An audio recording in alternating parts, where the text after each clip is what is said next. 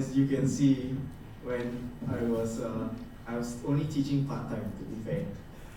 நான் அந்த நாட்களிலே வேத கல்லூரியிலே நான் பார்ட் டைமாக தான் அப்போது கற்றுக்கொண்டே இருந்தேன். Both Theodore and Xavier became my friends. இவர்கள் இருவரும் போதகர் பால் சேவர் அவர்களும் தியோடர் அவர்களும் அப்பொழுது எனக்கு நண்பர்களானார்கள். But more than that, ஆனால் அதுக்கு மேலாக your vicar, Pastor Stephen, உங்களுடைய மூத்த போதகர் Steven, yes, he also became a friend. அவரும் ஒரு நண்பனாக அந்த நாட்களிலே மாறினார். And just to let you know, Karunya Clinic still carries on today. Karunya அந்த மருத்துவ கிளினிக்கானது இன்றைக்கும் அது தொடர்ந்து பணிபுரிந்து வருகிறது. Is at பெலிலியோஸ் லேன்லே அது நடைபெறுகிறது. Yes, so you can have a nice chapati in the shops nearby and come by and help out with our ministry. பக்கத்துல நீங்க நல்ல சப்பாத்தி சாப்பிட்டுட்டு அங்க வந்து ஊழியத்திலயும் நீங்க வந்து கை கொடுக்கலாம், உதவி செய்யலாம் என்பதை உங்களுக்கும் தெரியப்படுத்துகிறேன். Yes, so I'm happy to be here. உங்கள் மத்தியிலே இன்று இரவு இருப்பது எனக்கு சந்தோஷம். And I'm happy to celebrate Lent with all of us here. இந்த லென்த் நாட்களை உங்களோடு கூட சேர்ந்து கொண்டாட வந்திருப்பதிலே நான் களி கூறுகிறேன். So I think you've seen the publicity for these Lent devotions. இந்த லென்த் கால தியானங்களை குறித்த விளம்பரத்தை நீங்கள் ஏற்கனவே உங்கள் திருச்சபை புல்லட்டின்ல பார்த்திருக்கீங்க. Today I would like to look at the cry of dereliction from the cross by our Lord Jesus Christ. அதாவது தேவகுமாரனாகிய இயேசு கிறிஸ்து கல்வாரி சிலுவையில் அவருடைய அலறல் அதனை குறித்து உங்கள் மத்தியிலே நான் பேச விரும்புகிறேன். And so by way of introduction, I bring us first to Mark 15 verse 34. இதற்கு அறிமுகமாக உங்களை மார்க் சுவிசேஷம் 15ஆம் அதிகாரம் வசனம் 34க்கு கொண்டு வர விரும்புகிறேன். Our Lord Jesus Christ, hanging on a cross, cried out, my God, why have you forsaken me? ஆண்டவராகிய இயேசு கிறிஸ்து கல்வாரி சிலுவையில் அவர் கதறின வார்த்தைகள் எலோயி எலோயி லமா சபக்தானி, என் தேவனே ஏன் என்னை கைவிட்டீர்? I had a friend who challenged me on this. இந்த வசனத்தை கொண்டு ஒரு நண்பர் அவர்கள் எனக்கு ஒரு வாக்குவாதத்திலே அவர் இறங்கினார். And it's good for us to be challenged. நாம் இப்படியாக சவால் பெறுவது நலமான ஒரு காரியம். Because we need to think about what we believe. நாம் எதை விசுவாசிக்கிறோம் என்பதை குறித்து அறிந்து அதை ஆலோசிக்கக்கூடியவர்களாக நாம் இருக்க வேண்டும். So he asked me, do you believe Jesus prayed that prayer? அவர் என்னிடம் கேட்ட கேள்வி என்னன்னா, இயேசு உண்மையிலே இந்த ஜெபத்தை ஜெபித்தார் என்று நீ நம்புறியான்னு கேட்டார். And I said yes. நான் சொன்னேன் ஆமாம், நான் நம்புகிறேன். Then he asked me, do you believe that Jesus is God? அப்பொழுது அவர் கேட்ட ஒரு காரியம், இயேசு மெய்யாகவே தேவனாய் இருந்தார் என்பதை நீ விசுவாசிக்கிறாயா? And he asked me, does that sound like a prayer of God? அது தேவன் ஜெபிக்கக்கூடிய ஒரு ஜெபமாக இருக்கிறதா என்று அவர் என்னிடம் கேட்டார். And so this passage here about the Lord Jesus crying out from the cross, இந்த வேத பகுதி ஆண்டவர் இயேசு சிலுவையிலிருந்து அலறும் இந்த பகுதி, asking God why he has been forsaken, ஏன் என்னை கைவிட்டீர் என்று தேவனை நோக்கி கேட்கும் இந்த காரியம், has been a verse that has created a crisis of faith for many people. விசுவாசத்திலே ஒரு விதமான ஒரு நெருக்கடி, ஒரு ஒரு ஒரு காரியத்தை இப்படி உண்டாக்கினது இந்த வசனம் என்று கூட நாம் சொல்லலாம். இன்றைக்கும் அது அப்படி இருக்கிறது. And so the question is today, what is the meaning of that cry? அந்த அலறலுக்கு மெய்யான அர்த்தம் என்ன? அதுதான் இன்றைக்கு நாம் கேட்கக்கூடிய ஒரு கேள்வி. And can we still believe? நாம் இன்னும் விசுவாசிக்க முடியுமா? So let's look at the context. அந்த சூழ்நிலையை நாம் கவனித்து வருவோம். Verse 34 to 36. வசனம் 34 இலிருந்து 36. Well, you heard verse 34, so we listen to verse 35 and 36. Some of those standing near heard this. They said, listen, he's calling Elijah. Someone ran, filled a sponge with wine vinegar, put it on a staff, offered it to Jesus to drink. Now leave him alone. Let's see if Elijah comes to take him down. வசனம் 35-36 அங்கே நின்றவர்களில் சிலர் அதை கேட்ட பொழுது இதோ எலியாவை கூப்பிடுகிறான் என்றார்கள். ஒருவன் ஓடி கடற்காளானை காடியிலே தோய்த்து அதை ஒரு கோலில் மாட்டி அவருக்கு குடிக்க கொடுத்து, பொறுங்கள், எலியா இவனை இறக்க வருவானோ பார்ப்போம் என்றான். And so we see also at the time when our Lord was hanging on the cross, there was also the question, who is Jesus? ஆண்டவராகிய இயேசு சிலுவையில் அவர் அறையப்பட்ட அந்த நாளில் கூட அந்த கேள்வி, who is Jesus? Who is Jesus? இயேசு யார் என்கிற கேள்வியும் எழுப்பப்பட்டது.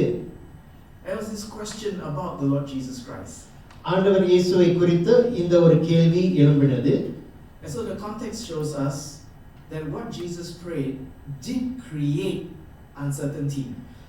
ஆகவே இதன் நிமித்தமாக இந்த பின்னணியை நாம் அறிந்திருக்கும் போது இயேசு அலறி ஜெபித்த இந்த ஜெபம் அநேகருக்கு அந்த இடத்துல ஒரு குழப்பத்தை கொண்டு வந்தது என்று சொல்ல முடியும்.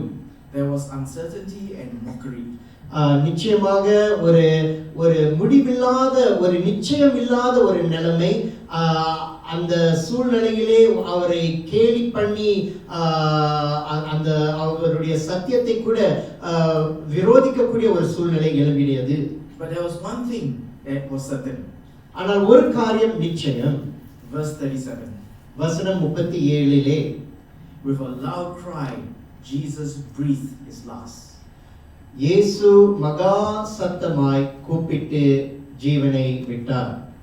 So a lot of people are saying, we're not sure if Jesus really died. Maybe he looked like he died, but he didn't. அநேகர் சொல்லக்கூடிய ஒரு காரியம், இயேசு உண்மையிலே மெய்யாகவே மரித்தாரா? ஒருவேளை அவர் மரித்ததை போல் அது காண்பிக்கிற ஒரு காட்சியாக இருந்திருக்கலாம். But the scripture here is clear. ஆனால் சத்தியம், வேதம் இந்த இடத்திலே தெளிவாக இருக்கிறது. Jesus breathed his last. இயேசு ஜீவனை விட்டார் என்று நமக்கு சொல்லப்பட்டிருக்கிறது. So there's a certainty. இதிலே ஒரு நிச்சயம் நமக்கு இருக்கிறது. That the Lord Jesus gave up his life. இயேசு தன் ஜீவனை ஒப்பு கொடுத்ததை இந்த இடத்திலே நாம் பார்க்கிறோம். There is also the confirmation of his death. அவருடைய மரணத்தை குறித்த நிச்சயமும் இந்த இடத்திலே இருக்கிறது. Verse 42 to 45. வசனம் 42 இலிருந்து 45 வரை. So this is what scripture says. இதுதான் வசனம் சொல்கிறது. It was preparation day, the day before the Sabbath. So as evening approached, Joseph of Arimathea, a prominent member of the council, who was himself waiting for the kingdom of God, went boldly to Pilate and asked for Jesus' body. Pilate was surprised to hear that he was already dead. Summoning the centurion, he asked him if Jesus had already died. வசனம் 42, 43, 44. ஓய்வு நாளுக்கு முந்தின நாள் ஆயத்த நாளாய் இருந்தபடியால் சாயங்காலமான போது கனம் பொருந்திய ஆலோசனைக்காரனும் அரிமத்தியா ஊரானும் தேவனுடைய ராஜ்யம் வர காத்திருந்தவனுமாகிய யோசேப்பு என்பவன் வந்து பிலாத்துவின் இடத்தில் துணிந்து போய் இயேசுவின் சரீரத்தை கேட்டான். வசனம் 44. அவர் இத்தனை சீக்கிரத்தில் மரித்து போனாரா என்று பிலாத்து ஆச்சரியப்பட்டு 100க்கு அதிபதியை அழைப்பித்து அவர் இதற்குள்ளே மரித்தது நிச்சயமா என்று கேட்டான். Verse 45, when he learned from the centurion that it was so, he gave the body to Joseph. 45 100க்கு அதிபதியினாலே அதை அறிந்து கொண்ட பின்பு சரீரத்தை யோசேப்பினிடத்தில் கொடுத்தான். Pilate cannot and dare not release the body of Jesus. பிலாத்து இயேசுவின் சரீரத்தை அந்த இடத்திலே அவர்கள் எடுத்துச் செல்வதற்கு அனுமதிப்பதற்கு அவன் மிகவும் உஷாராக எச்சரிக்கையோடு இருந்தான். Unless it was certified and confirmed that Jesus was dead. நிச்சயமாகவே அவர் மரித்தார் என்பதை அறிந்த பின்புதான் பிலாத்தும் அவருடைய சரீரத்தை எடுப்பதற்கு அனுமதி கொடுத்தான். And so Pilate asked the centurion. ஆகவே பிலாத்து 100க்கு அதிபதியை கேட்கிறான். Is it really true that Jesus has died? உண்மையா இயேசு மரித்து விட்டாரா என்று அவர் கேட்கிறார். And the centurion gave his official verdict.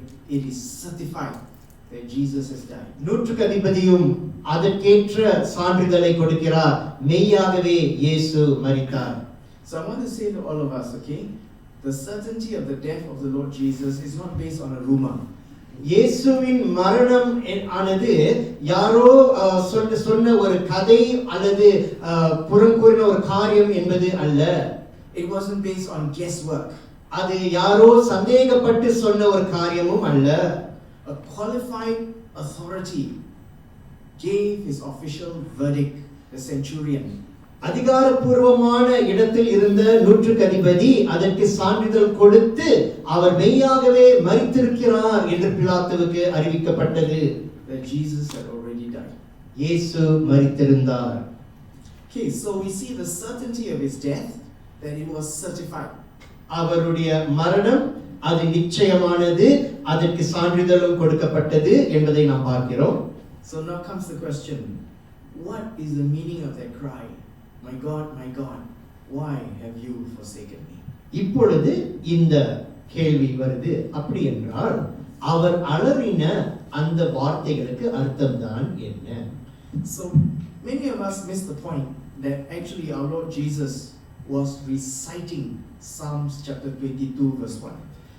உண்மையிலே இதை பார்க்கும்போது நம்முடைய ஆண்டவராகிய இயேசு அந்த இடத்திலும் வேத வசனத்தை தான் அவர் அந்த இடத்திலே அறிக்கை செய்து கொண்டிருந்தார். அது சங்கீதம் 22 நாம் பார்க்கிறோம்.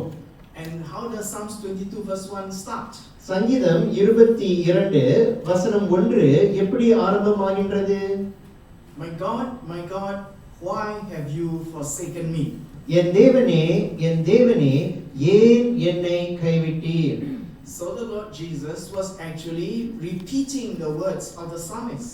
இந்த இடத்திலே கல்வாரி சிலுவையிலே ஆண்டவராகிய இயேசு சங்கீதக்காரனின் இந்த வார்த்தைகளை தான் அவர் அங்கு உரைத்துக் கொண்டிருந்தார், அவர் அறிக்கை செய்து கொண்டிருந்தார்.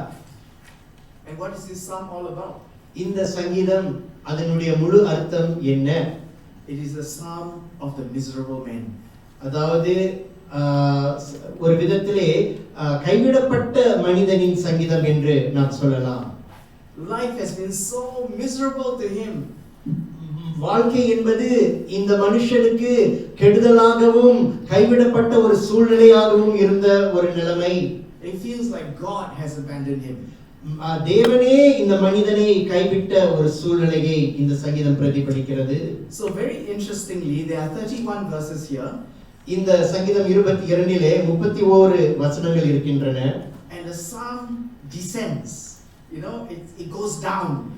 இந்த சங்கீதம் ஒரு விதத்திலே டிசென்ஸ், அதாவது கீழே இறங்கி வருகிறதை நாம் உணர முடியும், பார்க்க முடியும், கவனித்து வர முடியும். Then it hits the middle of the psalm. அப்பொழுது இந்த சங்கீதத்தின் நடுவிலே verse 22 வசனம் 22 and then it starts to move up. அந்த வசனம் 22 தான் இந்த சங்கீதத்தின் மிகவும் கீழ் பகுதி, தாழ பகுதி என்று சொல்லலாம். அதன் பின்பு அந்த வசனங்கள் அப்படியே ஏறுவதை, அந்த நிலைமை ஏறுவதை நாம் கவனிக்கலாம். And so the psalm is about a man who's got a miserable life and feels sad about himself. இந்த சங்கீதம் ஒரு மனுஷன் தன் வாழ்க்கையில் கைவிடப்பட்ட ஒரு மனிதன், தன் வாழ்க்கையிலே தோல்வி பெற்ற ஒரு மனிதனை பிரதிபலிக்கக்கூடிய ஒரு சங்கீதமாக இருக்கிறது.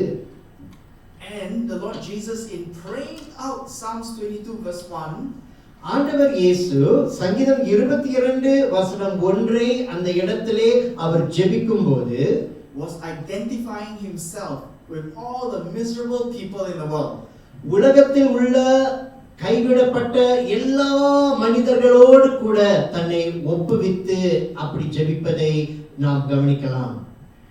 And so I hear people, as you know, I've served as a pastor for 40 years. நான் 40 ஆண்டுகளாக தேவ ஊழியத்தில் ஒரு ஊழியக்காரனாக நான் இருந்து வந்திருக்கிறேன். And well, maybe some people will say I did a good job, and others will say maybe not so bad, but whatever it was, part of pastoral care is to feel the pain of the broken-hearted.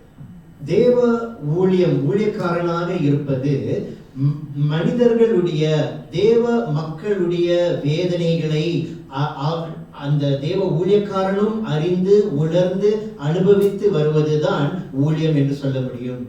And the Lord Jesus is saying, I'm with you guys. ஆண்டவர் இயேசு இந்த இடத்துல என்ன சொல்ல வருகிறார்? நான் உங்களோடு கூட இருக்கிறேன். Jesus Jesus was also miserable. இயேசுவும் கைவிடப்பட்ட நிலையில் காணப்பட்டார். Together with all the miserable people in this world. இந்த உலகத்தில் இருக்கின்ற அனைத்து கைவிடப்பட்ட மக்களோடும் தன்னை சேர்த்து அவர் பிரதிபலிக்கிறார். So let's look at the first half of Psalms 22. ஆகவே இந்த சங்கீதம் 22இன் முதல் பகுதி முதல் பாதியை நாம் பார்ப்போம். The truth of this cry of dereliction. இந்த அவருடைய இந்த கைவிடப்பட்டதன் அலறலின் உண்மையை நாம் இங்கே அறிந்து கொள்ளலாம். Listen to the misery in the voice of this man here. இந்த மனிதனுடைய கூக்குரலிலே அலறலிலே இந்த கைவிடப்பட்ட நிலைமையை நீங்கள் கவனித்து வாருங்கள். In verse 1 and 2 he says, my God, why have you forsaken me? Why are you so far from saving me, so far from my cry of anguish? My God, I cry out by day, but you did not answer, by night, but I find no rest.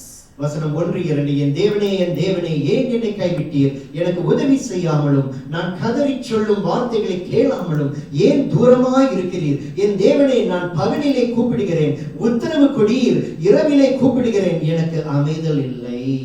This is the experience of the silence of God. இதுதான், அதாவது தேவன் அமைதியாய் இருக்கிறார் என்று சொல்லும் போது நாம் அனுபவிக்கின்ற அந்த நிலைமை. Life makes you feel miserable, but yet God is silent. வாழ்க்கை அது கொண்டு வரக்கூடிய சவால்களின் மத்தியிலே நான் கைவிடப்பட்ட நிலைமையில் துயரத்தில் இருக்கிறேன், ஆனாலும் தேவன் அமைதலாக இருக்கிறார். This is the description of verse 1 and 2. இங்குதான் சங்கீதம் 22 வசனம் 1-2 அந்த காரியத்தை நாம் பார்க்கிறோம். Life has made me miserable, but God, why are you silent? ஆண்டவரே, வாழ்க்கை என்னை இந்த துயரத்தில் வைத்திருக்கிறது, நான் கைவிடப்பட்ட நிலைமையில் இருக்கிறேன், ஆனாலும் நீர் ஏன் அமைதலாய் இருக்கிறீர் என்கிற அந்த ஒரு கூக்குரல் அலறல். In the midst of the silence of God and the misery of life, we hear the words of the psalmist in verse 3-5. இப்படி இந்த நிலைமையிலே வசனம் 3-5 சங்கீதக்காரனுடைய குரலை அலறலை நாம் கேட்கிறோம். Yet you are enthroned as the Holy One. You are the one Israel praises. In you our fathers put their trust. They trusted and you delivered them. To you they cried out and were saved. In you they trusted and were not put to shame. இஸ்ரவேலின் துதிகளுக்குள் வாசமாய் இருக்கிற தேவரீரே பரிசுத்தர். எங்கள் பிதாக்கள் உம்மிடத்தில் நம்பிக்கை வைத்தார்கள். நம்பின அவர்களை நீர் விடுவித்தீர். உம்மை நோக்கி கூப்பிட்டு தப்பினார்கள். உம்மை நம்பி வெட்கப்பட்டு போகாதிருந்தார்கள். Here's a man whose life is hard and sad, and yet God is silent. இங்கு இந்த சங்கீதக்காரன் இந்த மனிதன் இருக்கிறான். அவன் வாழ்க்கை துயரமும் மிகவும் கைவிடப்பட்ட நிலைமையிலும் இருக்கிறது, ஆனாலும் தேவன் அவர் அமைதலாய் இருக்கிறார். But, and that's where in verse 3, yet, ஆனாலும் வசனம் 3 yet you are still God. நீர் தேவனாய் இருக்கிறீர். You are still enthroned, he says. நீர் துதிகளுக்குள் வாசமாய் இருக்கிற தேவன் என்று, இஸ்ரவேலின் துதிகளுக்குள் வாசமாய் இருக்கிற தேவன் என்று சங்கீதக்காரன் அந்த இடத்திலே சொல்கிறார். Our forefathers trusted in you, he says. எங்கள் பிதாக்கள் உம்மிலே நம்பிக்கை வைத்திருந்தார்கள். They called out to you in the past and you did not fail them. கடந்த நாட்களிலும் அவர்கள் உம்மை நோக்கி கூப்பிட்டார்கள், நீர் அவர்களை கைவிடவில்லை. So you see, there are two things just now about this man, but now we see the third thing about this man. ஆரம்பத்தில் இந்த மனிதனை குறித்து இரண்டு காரியங்கள் கவனித்து வந்தோம், ஆனால் இப்பொழுது பாருங்க, இப்பொழுது ஒரு மூன்றாவது காரியத்தை நாம் பார்க்கிறோம். The first thing is that life made him sad. முதல் காரியம், வாழ்க்கை அவனை மிகவும் துயரத்தில் வைத்து கைவிடப்பட்ட நிலைமையில் வைத்திருந்தது. Secondly, he experienced the silence of God. இரண்டாவது, அந்த நிலைமையில் தேவனுடைய அமைதலை அவன் அனுபவித்துக் கொண்டிருக்கிறான். But thirdly, மூன்றாவதாக, he decided to still keep the faith. மூன்றாவதாக, அந்த சூழ்நிலையிலும் அவன் விசுவாசத்தை தேவன் மேல் வைக்க அவன் திட்டமாய் இருந்தான். This is like verse 3-5. அது வசனம் 3, 4, 5 அதை பிரதிபலிக்கிறது. What was encouraging him to keep the faith? விசுவாசத்தை அவன் வைத்துக் கொள்ள எதுதான் காரணமாய் இருந்தது? The memory of his forefathers. தன் பிதாக்களின் நினைவுகள் அது அவனுக்கு உதவியாக இருந்தது. So it's good to pass down stories, to our children and grandchildren. ஆகவே விசுவாசத்தில் ஆண்டவர் நம் வாழ்க்கையில் செய்த காரியங்களை, சாட்சிகளை, கதைகளை நம் பிள்ளைகளுக்கும் பேர பிள்ளைகளுக்கும் எடுத்துச் சொல்வது நலமான ஒரு காரியம்தான். It is those stories that see us through difficult times. அப்படிப்பட்ட சாட்சிகள், கதைகள் தான் நம்மை கடுமையான பாதையில் நாம் கடந்து போகும்போது நம்மை கடந்து வர உதவுகின்றன. And those stories help us keep the faith. அப்படிப்பட்ட சாட்சிகள் தான் விசுவாசத்தை வைத்துக் கொள்ள நமக்கு உதவியாய் இருக்கின்றன. I'll tell you a true story. ஒரு நிஜ கதை ஒன்றை நான் சொல்ல விரும்புகிறேன். When the Second World War came to Singapore, இரண்டாம் உலகப் போர் சிங்கப்பூர் அண்டை சேர்ந்த போது all our American Methodist missionaries ran away. சிங்கையில் இருந்த எல்லா அமெரிக்க தேசத்தின் மெத்தடிஸ்ட் மிஷனரிமார்கள் அவர்கள் ஓடிவிட்டார்கள். I'm sure the Anglican ones were brave. Anglican மிஷனரிமார்கள் நிச்சயமாக தைரியமா இருந்திருப்பாங்க நம்புறேன். But our American missionaries got into a boat, sailed to Indonesia, gone to a submarine and landed up in Australia. ஆனால் எங்களுடைய மெத்தடிஸ்ட் அமெரிக்கன் மிஷனரிமார்கள் கப்பல்ல தப்பி இந்தோனேஷியா போய் இந்தோனேஷியால இருந்து ஒரு நீர்மூழ்கி கப்பல் மூலமாக அமெரிக்காவுக்கு ஓடிவிட்டார்கள். Before the war, they said, no, we cannot give the leadership of church to the Asians. We keep the leadership. உலகத்திற்கு முன்பதாக திருச்சபையின் தலைமைத்துவத்தை ஆசிரியர்களுக்கு நாங்கள் கொடுக்க முடியாது, அமெரிக்கர்கள் நாங்களே அதை வைத்துக் கொள்வோம் என்று ரொம்ப வைராக்கியமாக இருந்தார்கள். But when the war came, they gave it to an Asian.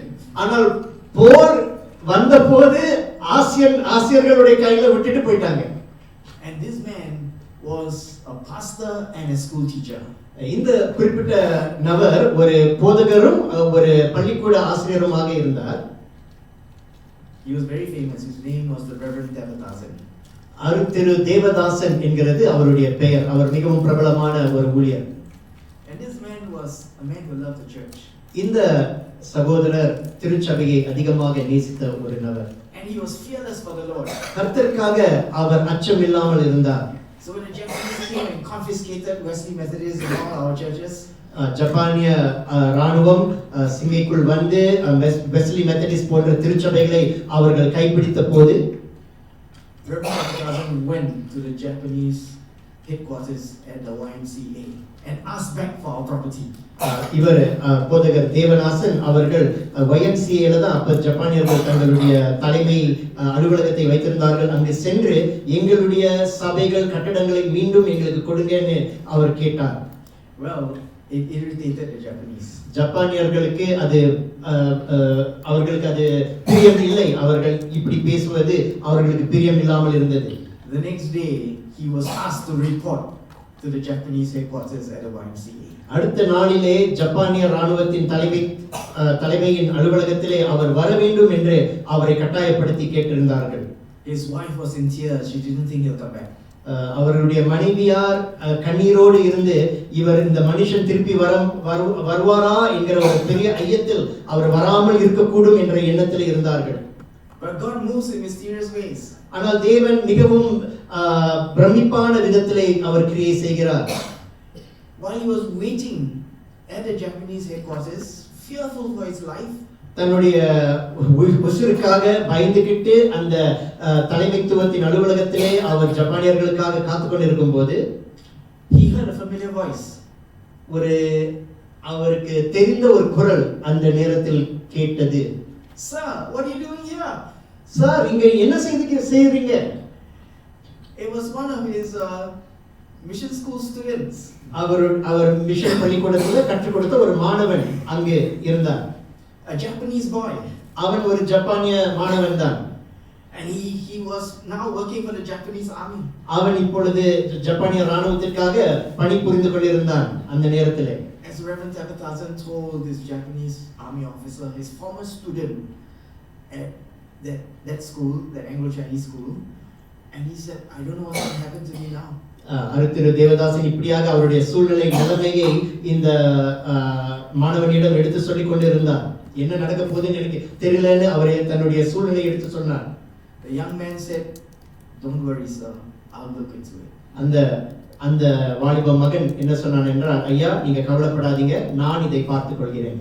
He went in, did some paperwork, gave them to the Reverend Tabithaza and told him, you're free to go.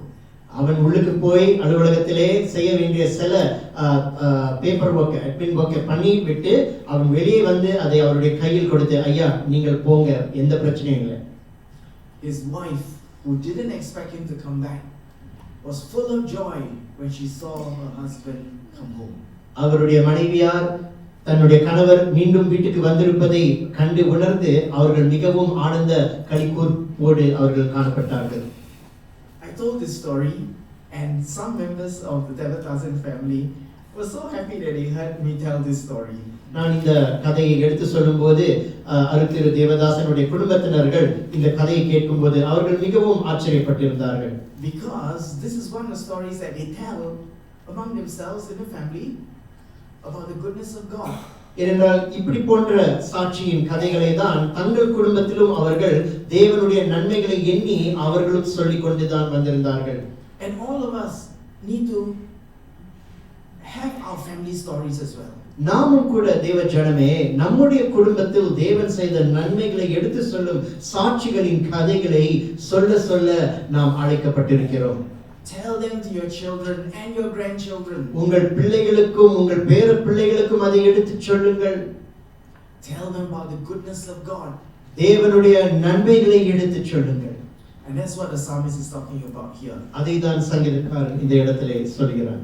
Life has been miserable, God has been silent, but I will hang on to the faith. வாழ்க்கை துயரமாக கைவிடப்பட்ட நிலைமையில் நான் இருக்கிறேன், தேவன் அமைதலாக இருக்கிறார், ஆனாலும் அவர் என் பிதாக்களுக்கு செய்த நன்மைகளை நினைவு கூறுகிறேன். And what helps me keep the faith?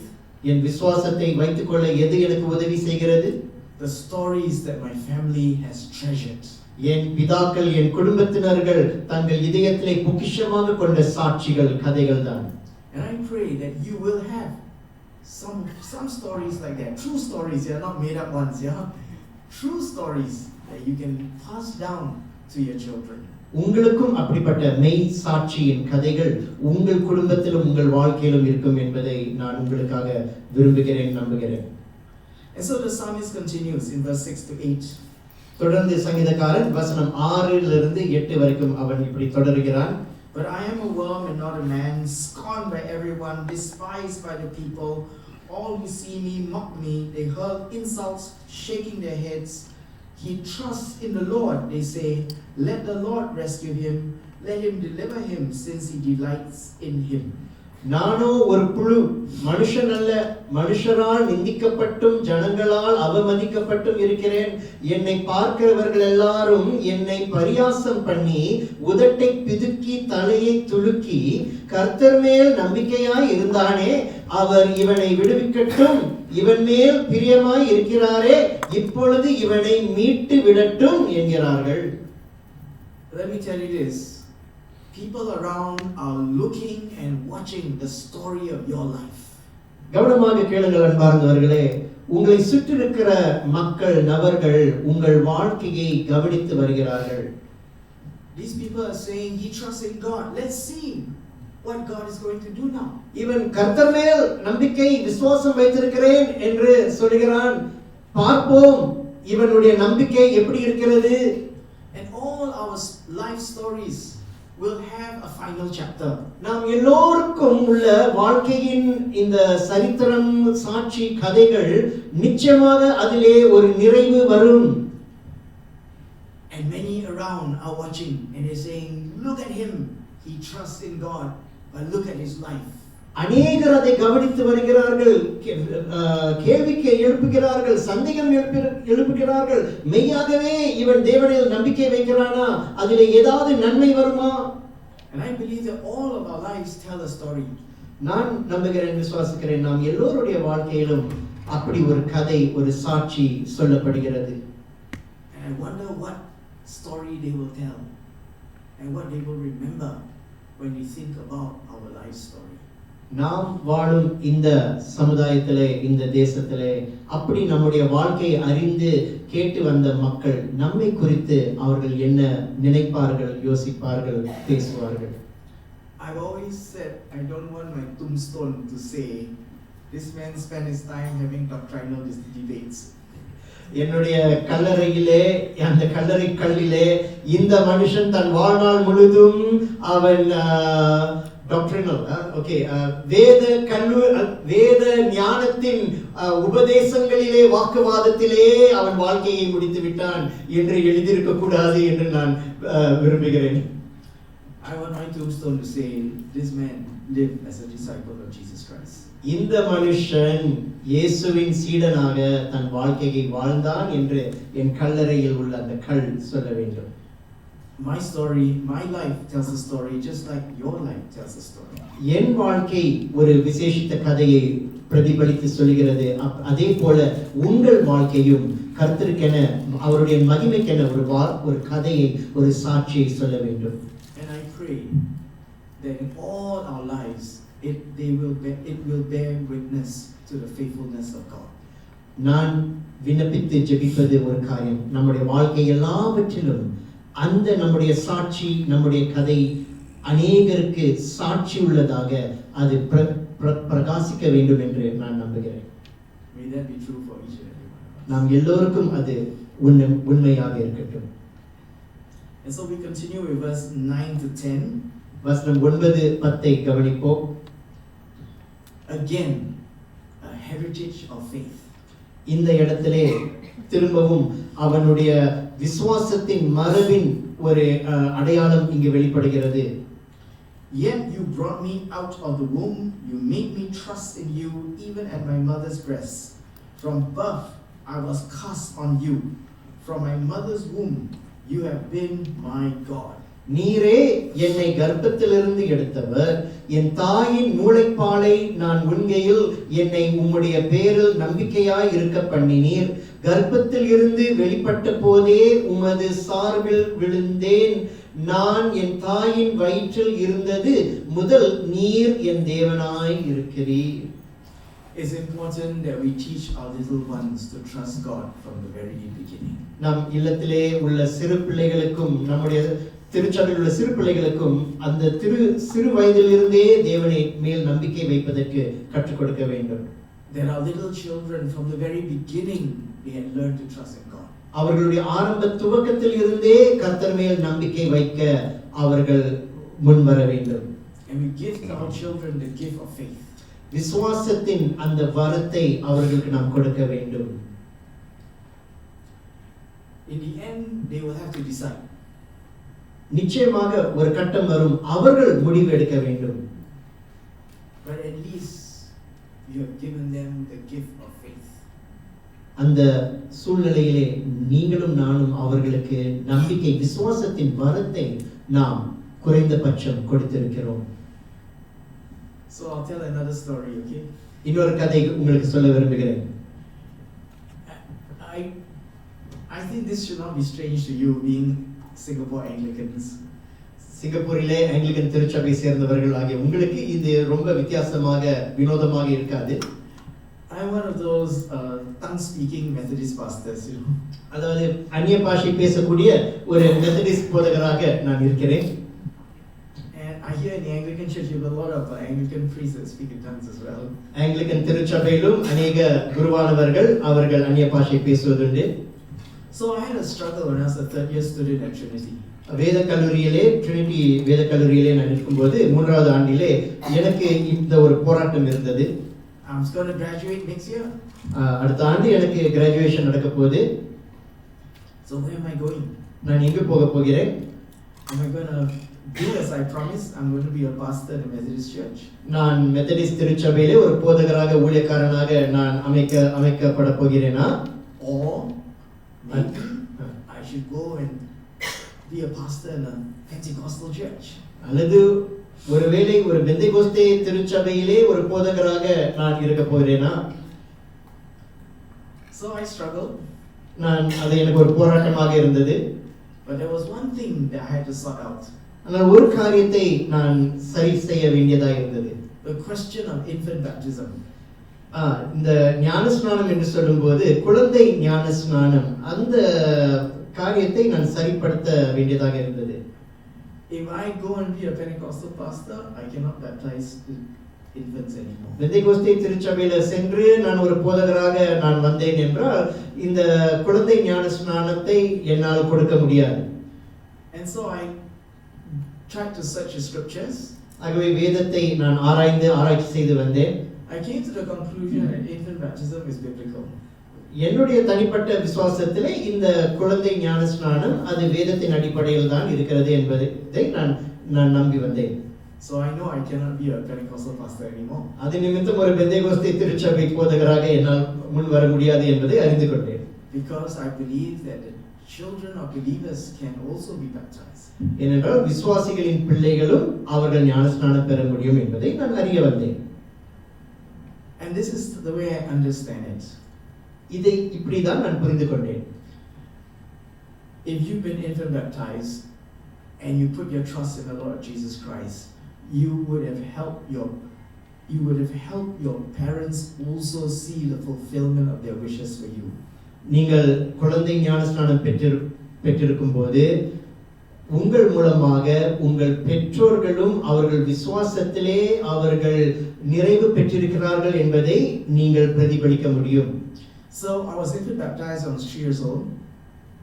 3 வயதாக நான் ஞானஸ்நானம் பெற்றேன், குழந்தை ஞானஸ்நானம். But I accepted Jesus as my savior when I was a Sec 1 boy. நான் உயர்நிலை பள்ளியிலே செக் 1ல இருக்கும்போது நான் இயேசுவை நான் ஆண்டவராக இரட்சகராக ஏற்றுக்கொண்டேன். So when I received the Lord, நான் இயேசுவை இரட்சகராக ஏற்றுக்கொண்டபோது I had fulfilled the promise that my parents made. என்னுடைய பெற்றோர்கள் அவர்கள் கொடுத்த வாக்குத்தத்தத்தை நான் அதை ஒரு நிறைவுக்குள் கொண்டு வந்ததை நான் உணர்ந்தேன். It's not that just that Jesus is my savior, Jesus is my God, but Jesus is also the God of my father and mother. ஆண்டவராகிய இயேசு என் இரட்சகர் என் தேவன் மாத்திரம் அல்ல, என் தகப்பன் என் தாயின் இரட்சகரும் தேவனுமாகவும் அவர் இருக்கிறார். And so I believe in promoting infant baptism now. ஆகவே குழந்தை ஞானஸ்நானத்தை கூறுவதிலே நான் ஐயப்படுவதில்லை. But I must tell you, I got a lot of trouble. ஆனால் அது நிமித்தம் अनेक பிரச்சனைக்குள் நான் அகப்பட்டேன் என்பதையும் நான் உங்களுக்கு சொல்ல வேண்டும். My Pentecostal friends asked me, என் பெந்தேகோஸ்தே சபையை சேர்ந்த நண்பர்கள் வந்து என்னிடம் கேள்வி கேட்பார்கள். Why are you not with us? You are in the denominational church. ஏன் எங்களோடு நீ சேரவில்லை? ஏன் நீ மெத்தடிஸ்ட் சபையில சேர்ந்திருக்கிற? My answer is because I'm convinced that infant baptism is biblical. And so I remain. அவர்களுக்கு நான் சொல்லும் பதில் இப்படிதான், நான் எனக்குள் ஒரு நிச்சயம் இருக்கிறது, குழந்தை ஞானஸ்நானம் அவசியம் முக்கியம், அது உண்மைதான், ஆகவே தான் நான் இப்படி இங்கே மெத்தடிஸ்ட் சபையில இருக்கிறேன். And I have to tell you this was in Kuala Lumpur. இதை நான் சொல்லுகிறேன், இது கோலாலம்பூரில் நடந்த ஒரு சம்பவம். And half the group from an Indian Pentecostal church. ஒரு பெந்தேகோஸ்தே சபை, இந்திய பெந்தேகோஸ்தே சபையை சேர்ந்த ஒரு பாதி நபர்கள், oh those guys are tough. அவர்கள் ரொம்ப கடினமானவர்கள். So when they heard that I still held the infant baptism as a charismatic, I really got fire from them. அவர்கள் காதுகள்ல இப்படி விழும்போது இந்த மனுஷன் அந்நிய பாஷை பேசக்கூடிய மனுஷன், ஆனா இவர் வந்து குழந்தை ஞானஸ்நானத்தை இன்னும் நம்புறாருன்னு அவர்கள் கேள்விப்பட்ட போது எனக்கு சரியான அனல் விழுந்துச்சு அந்த நேரத்துல. I wasn't sure I'll come home from Kuala Lumpur again. அன்றைய தினம் கோலாலம்பூர்ல இருந்து திருப்பி சிங்கப்பூருக்கு வருவேனான்னு ஒரு டவுட் இருந்துச்சு. Some of them were Baptists, others were Assemblies, but they were fiery. அவர்கள் ரொம்ப அந்த காரியத்தை குறித்து ரொம்ப வைராக்கியமாக இருந்தார்கள். So I've learned also, be careful how you share your testimony. ஆகவே அந்த கட்டத்துல உங்கள் சாட்சிகளை எப்படி நீங்கள் பகிர்ந்து கொள்ள வேண்டும் என்பதை குறித்து கொஞ்சம் கவனிப்போடு இருங்கள், கவனித்து பாருங்கள். But this is the message. Pass down the faith. Teach your children from small to trust God. உங்கள் விசுவாசத்தை நீங்கள் அடுத்த தலைமுறைக்கு நீங்கள் எடுத்துச் சொல்லுங்கள். கர்த்தர் செய்த நன்மைகளை சாட்சிகள் மூலமாக, கதைகள் மூலமாக அவர்களுக்கு சொல்லுங்கள். Even when things are difficult, teach them in the midst of the silence of God. Teach them to trust in Him. வாழ்க்கையின் துயரத்தின் மத்தியிலே, சவால்களின் மத்தியிலே தேவன் அமைதலாக இருக்கும் போதும் கூட உங்களுடைய சந்ததியாருக்கு உங்கள் பிள்ளைகளுக்கு தேவனுடைய நன்மைகளை எடுத்துச் சொல்லுங்கள். You're going through the misery of life. வாழ்க்கையின் துயரத்தை கடந்து போகிறீர்கள். It feels like God has forgotten you. தேவன் அமைதலாக இருந்து உங்களை மறந்து போய் இருக்கிறார் என்பது போல் இருக்கிறது. But there's one thing you have. ஆனால் உங்களிடத்தில் இருப்பது ஒன்று. Your heritage of faith. நீங்கள் உங்களுடைய நம்பிக்கையின் மரபு அது உங்களோடு இருக்கிறது. It is precious. அது மிகவும் விலையேற பெற்றது. Hang on to it. அதை நீங்கள் பிடித்துக் கொள்ளுங்கள். And so we carry on. தொடருவோம். From 11 to 18. வசனம் 11 இலிருந்து 18 வரை. Now, I don't think the whole of Psalms 22 is about Jesus. சங்கீதம் 22 முழுவதுமே ஆண்டவர் இயேசுவை குறித்தது என்று அப்படி நான் சொல்லவில்லை. Psalms 22 is about people going through the miseries of life. சங்கீதம் 22 முழு அர்த்தம் என்ன? உலகத்தில் மனிதர்கள் அவர்கள் வாழ்க்கையின் துயரங்களை கடந்து போகிறதை குறித்து அது பிரதிபலிக்கிறது. But in verse 11 to 18, the description there could fit the suffering of our Lord Jesus Christ. குறிப்பாக வசனம் 11 இலிருந்து 18 வரைக்கும் உள்ள வசனங்களை கவனித்து வரீங்கன்னா அது ஒருவேளை ஆண்டவர் இயேசுவுக்கு பொருந்தும் என்று நாம் சொல்ல முடியும். So listen to verse 11 to 18. 11 இலிருந்து கவனித்து வாருங்கள். Do not be far from me, for trouble is near, and there is no one to help. என்னை விட்டு தூரமாகாதேயும், ஆபத்து கிட்டி இருக்கிறது, சகாயரும் இல்லை. Many bulls surround me, strong bulls of Bashan encircle me. அநேகம் காளைகள் என்னை சூழ்ந்திருக்கிறது, பாசான் தேசத்து பலத்து எருதுகள் என்னை வளைந்து கொண்டது. Roaring lions that tear their prey, open their mouth wide against me. பீறி கர்ஜிக்கிற சிங்கத்தைப் போல் என்மேல் தங்கள் வாயை திறக்கிறார்கள்.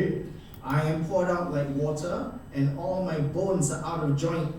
My heart has turned to wax, it has melted within me. தண்ணீரைப் போல ஊற்றுண்டேன், என் எலும்புகள் எல்லாம் கட்டுவிட்டது, என் இருதயம் மெழுகு போலாகி என் குடல்களின் நடுவே உருகிற்று.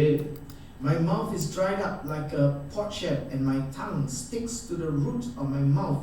You lay me in the dust of death. என் பெலன் ஓட்டை போல் காய்ந்தது, என் நாவு மேல்வாயோடே ஒட்டிக்கொண்டது, என்னை மரண தூளிலே போடுகிறீர். Dogs surround me, a pack of villains encircle me. They pierce my hands and my feet. நாய்கள் என்னை சூழ்ந்திருக்கிறது, பொல்லாதவர்களின் கூட்டம் என்னை வளைந்து கொண்டது, என் கைகளையும் என் கால்களையும் உருவ குத்தினார்கள். All my bones are on display, people stare and gloat over me.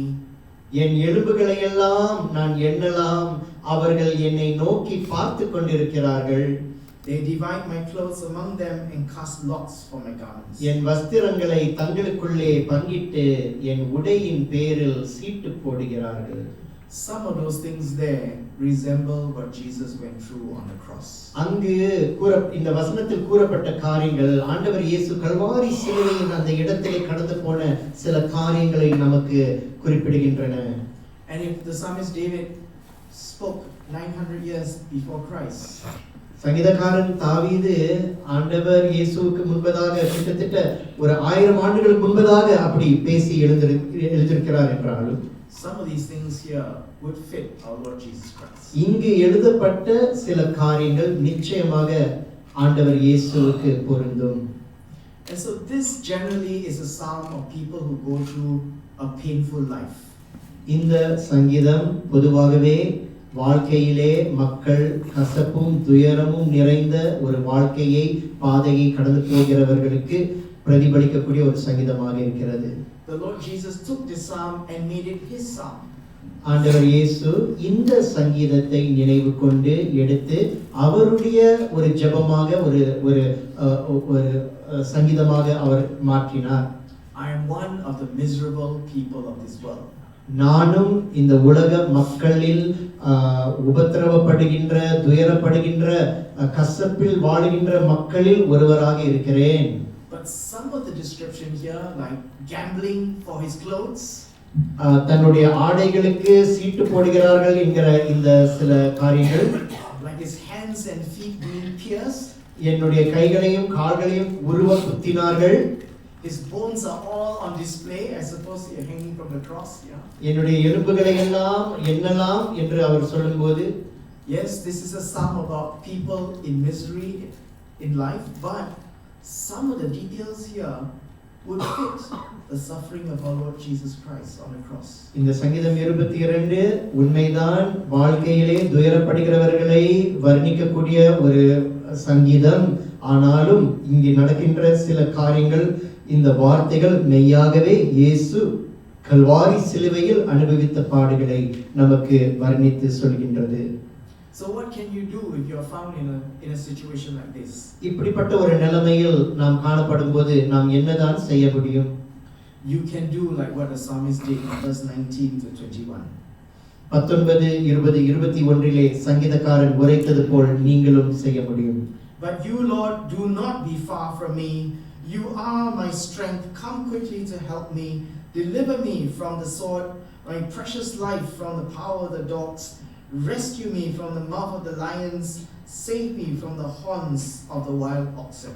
ஆனாலும் கர்த்தாவே, நீர் எனக்கு தூரமாகாதேயும், என் பெலனே எனக்கு சகாயம் பண்ண தீவிரித்துக் கொள்ளும்.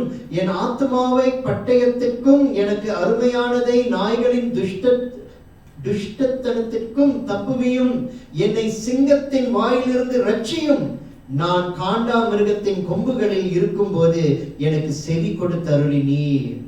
When God is silent and life is difficult, don't let go of your faith.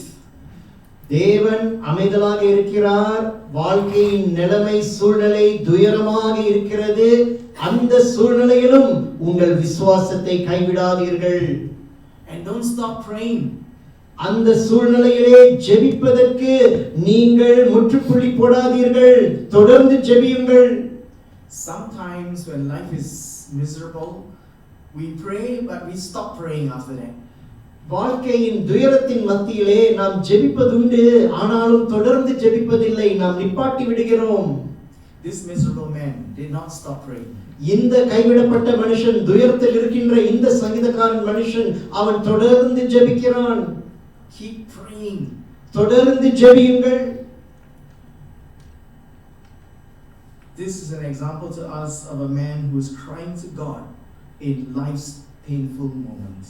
வாழ்க்கையின் மிகவும் வேதனையான நிலைமையில் சூழ்நிலையிலே தேவனை நோக்கி கூப்பிடுகின்ற ஒரு மனிதனின் காரியம் இங்கு நமக்கு வெளிப்படுகிறது. He's not saying God has forgotten me, I will forget God. He's not saying that. தேவன் அமைதலாக இருக்கிறார், தேவன் என்னை மறந்து விட்டார், ஆகவே நான் தேவனை மறந்து விடுவேன் என்று அவன் சொல்லவில்லை. And now we see from verse 22 onwards the turning point of the life of the miserable man. வசனம் 22 இலிருந்து பார்க்கும்போது இங்கு ஒரு திருப்புமுனை இந்த சங்கீதத்தில் நடக்கின்றதை நாம் பார்க்க முடியும். Verse 22 says, I will declare your name to my people, in the assembly I will praise you. உம்முடைய நாமத்தை என் சகோதரருக்கு அறிவித்து சபை நடுவில் உம்மை துதிப்பேன். So he makes a promise to God, a vow to the Lord. இந்த இடத்திலே கர்த்தரை நோக்கி அவன் ஒரு வாக்குத்தத்தம் செய்கிறான், கர்த்தருக்கு முன்பாக ஒரு வாக்குறுதி எடுக்கிறான். He says, I will declare your name no matter what happens to me in my life. என் வாழ்க்கையில் என்ன கடந்து வந்தாலும் நடந்தாலும் உம்முடைய நாமத்தை அறிக்கையிடுவேன். I will still declare your name. உம்முடைய நாமத்தை அறிக்கை செய்வேன். So you all must have heard the story of Dr. John Soong. Doctor John Soong என்கிற இந்த மனிதருடைய வாழ்க்கை சரித்திரம் கேள்விப்பட்டிருப்பீர்கள். He came to Singapore in 1935. 1935ஆம் ஆண்டு சிங்கப்பூருக்கு வந்தார். He was the first Chinese in the world to earn a doctorate in chemistry. அவர்தான் உலகத்திலேயே முதல் சீனர், அதாவது கெமிஸ்ட்ரி பாடத்திலே அவர் டாக்டரேட் எடுத்திருந்தார். But he took all his university degrees and threw it overboard the ship. அவருடைய எல்லா கல்லூரியின் எல்லா சான்றிதழ்களையும் அவர் எடுத்து, எல்லா டிகிரி சர்டிபிகேட் எடுத்து அப்படியே கப்பலுக்கு அப்படியே அங்க கடல்ல அப்படியே விட்டுட்டார், தூக்கி வீசிட்டார். He says, I count it all but loss for Christ. கிறிஸ்துவுக்காக இதையெல்லாம் நஷ்டமாக நான் எண்ணுகிறேன். And he became a Chinese evangelist. கிறிஸ்துவுக்காக சீன சுவிசேஷகராக அவர் தன்னை ஒப்புக் கொடுத்தார். His story is meaningful to me because in 935 my great grandmother gave her life to Jesus Christ in his meetings. எனக்கு இவருடைய சாட்சி சரித்திரம் எனக்கு ரொம்ப வினோதமானது, விசேஷித்தது. ஏனென்றால் 1935 என்னுடைய பாட்டி அவர்கள் தங்கள் வாழ்க்கையை கிறிஸ்துவிடம் ஒப்புக் கொடுத்தார்கள் இவருடைய ஊழியத்தின் நிமித்தமாக. But what's important is this: John Sung died of gastric. இதுல ஒரு காரியம் என்னன்னா, ஜான் சுங் அவர் வயிற்றில ஒரு கோளாறு நிமித்தமாக, கேஸ்ட்ரிக் கோளாறு நிமித்தமாக அவர் இறந்து போனார். When he had gastric, he couldn't travel anymore. அவருக்கு இந்த வயிற்றில இப்படி ஒரு கோளாறு இருக்கும்போது அவரால் பயணம் எடுக்க முடியாமல் இருந்தார். He had limitations in his life. தன்னுடைய வாழ்க்கையிலே சில குறைவுபாடுகளோடு தான் அவர் வாழ்ந்தார். So you know what he did? அவர் என்ன செய்தார் தெரியுமா? He would be lying on his bed in his home in Beijing. பெய்ஜிங்கில அவர் தன்னுடைய அறையில படுக்கையில அப்படியே படுத்திருப்பாராம். He was dying of gastric. அவர் படுத்த மரண படுக்கையில் தான், அவர் வயிற்றில் உள்ள அந்த கோளாறு நிமித்தம் மரண படுக்கையில் தான் இருக்கிறார். The people were surrounding him around his house. அவருடைய வீட்டை சுற்றிலும் மக்கள் கூடி இருக்கிறார்கள். And he preached from the sick bed. படுத்துக் கொண்டிருந்த மரண படுக்கையில் இருந்து அவர் பிரசங்கித்துக் கொண்டிருக்கிறாராம். Lying down, sick, shouting about the glory of Jesus Christ. மரணப்படுத்த படுக்கையிலே படுத்த நிலைமையில் இருந்து கிறிஸ்துவின் மகிமையை அவர் எடுத்து உரக்க சத்தமாக பிரசங்கித்துக் கொண்டிருக்கிறார். What's this? இது என்ன? He is keeping his vows. No matter what happens to him in his life, he will keep his vows. அவர் கர்த்தருக்கு கொடுத்த வாக்குத்தத்தங்களை, வாக்குறுதிகளை அவர் அந்த இடத்திலும் காத்துக் கொண்டிருக்கிறார். வாழ்க்கையில் என்ன சவால்கள் துயரம் வந்தாலும். He was preaching Jesus Christ from the sick bed until he died. அந்த மரண படுக்கையில் இருந்து கிறிஸ்துவை பிரசங்கித்துக் கொண்டிருக்கிறார். Praise be to God. கர்த்தருக்கு ஸ்தோத்திரம். That's an example of a man who will keep his promise to God no matter how the limitations of life set him back. அது ஒரு சிறந்த உதாரணம் அன்பார்ந்தவர்களே நமக்கும். அதாவது வாழ்க்கையில் எப்படிப்பட்ட துயரங்கள், போராட்டங்களை நாம் சந்தித்தாலும் நாம் விடாமல் கர்த்தரை நாம் விசுவாசித்து அவருடைய நாமத்தை அறிக்கை செய்வது. And maybe in your heart God has led you to make a promise to the Lord. ஒருவேளை உங்கள் இதயத்திலே கர்த்தர் ஒரு கட்டத்திலே உங்கள் வாழ்க்கையிலே அவரிடம் ஒரு வாக்குத்தத்தம் செய்ய, ஒரு வாக்குறுதி செய்ய உங்களை அழைத்திருக்கலாம். You too have promised the Lord.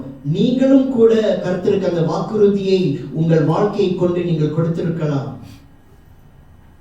Then I say to you, what you vow, you keep. நீங்கள் கர்த்தருக்கு வாக்குறுதியா செய்ததை நீங்கள் பிடித்துக் கொள்ளுங்கள், வைத்துக் கொள்ளுங்கள். Keep your vow. உங்கள் வாக்குறுதியை நீங்கள் பிடித்துக் கொள்ளுங்கள், வைத்துக் கொள்ளுங்கள். Then we look at verse 23. வசனம் 23 கவனியுங்கள். You who fear the Lord, praise him. All you descendants of Jacob, honor him. Revere him, all you descendants of Israel. கர்த்தருக்கு பயப்படுகிறவர்களே அவரை துதியுங்கள். யாக்கோபின் சந்ததியாரே நீங்கள் எல்லாரும் அவரை கனம் பண்ணுங்கள். இஸ்ரவேலின் வம்சத்தாரே நீங்கள் எல்லாரும் அவர் பேரில் பயபக்தியாய் இருங்கள். This is an example of the defiance of faith. இது விசுவாசத்திலே ஒரு வைராக்கியம் கொண்ட ஒரு நிலைமையை பிரதிபலிக்கிறது. No matter what life does to me, I will defy it and trust God and not back down. வாழ்க்கை எனக்கு எப்படிப்பட்ட சவால்களை எனக்கு எதிராக வீசினாலும் நான் கர்த்தரில் உறுதியாய் அவரை அறிக்கையிடுவதிலே உறுதியாய் நான் இருப்பேன். I will trust the Lord. கர்த்தரை நம்பி இருப்பேன். And not be moved. நான் அசைக்கப்பட மாட்டேன். And what does he do? He calls Israel to worship God. He gives a call to worship. அவன் என்ன செய்கிறான்? அவனுடைய இந்த ஜெபத்திலே அவன் என்ன சொல்கிறான்? இஸ்ரவேலே கர்த்தரை துதி என்று அவர்களை அழைக்கிறான். So I ask you, do we come to church because things are well for us in life and things are not well, we don't come to church anymore? வாழ்க்கையில் சூழ்நிலை நலமாய் இருக்கும்போது நாம் ஆலயத்திற்கு வருகிறோம். வாழ்க்கையின் சூழ்நிலைகள் ரொம்ப சவாலாக இருக்கும்போது, போராட்டமாக இருக்கும்போது நாம் சபைக்கு வராமல் இருக்கிறோமா? The defiance of faith is this: no matter what happens, I will still keep my vows to the Lord. விசுவாசத்தில் ஒரு வைராக்கியம், எதிர்ப்புகளின் மத்தியிலே, போராட்டத்தின் மத்தியிலே, துயரத்தின் மத்தியிலே கர்த்தருக்காக வைராக்கியமாக விசுவாசத்தில் நிற்பது அது அவசியமாக இருக்கிறது. And then we go to verse 24. வசனம் 24க்கு நாம் இறங்கி வருவோம். The testimony of God's faithfulness. தேவனுடைய உண்மைத்துவத்தின் சாட்சி. For he has not despised or scorned the suffering of the afflicted one. He has not hidden his face from him, but has listened to his cry for help. உபத்திரவப்பட்டவனுடைய உபத்திரவத்தை அவர் அற்பமாய் எண்ணாமலும் அருவருக்காமலும் தம்முடைய முகத்தை அவனுக்கு மறைக்காமலும் இருந்து தம்மை நோக்கி அவன் கூப்பிடுகையில் அவனை கேட்டருளினார். Verse 1 starts with a question. Why have you forsaken me? வசனம் 1 எப்படி ஆரம்பித்தது? ஏன் என்னை கைவிட்டீர்? Verse 24 is the answer to that question. வசனம் 24லே அந்த கேள்விக்கு பதில் இங்கு உண்டாகிறது. You have not hidden your face. உம்முடைய முகத்தை நீர் மறைக்காமல் இருக்கிறீர். It looks like God has forgotten you. தேவன் என்னை மறந்திருக்கிறார் போல் இருக்கலாம். But no, God has not hidden his face. ஆனால் இல்லை, கடவுள் தன்னுடைய முகத்தை உன்னிடத்திலிருந்து மறைக்காமல் இருக்கிறார். Verse 24 is the answer to the question of verse 1. வசனம் 1லே கேட்கப்படும் அந்த கேள்விக்கு பதில் வசனம் 24லே காணப்படுகிறது.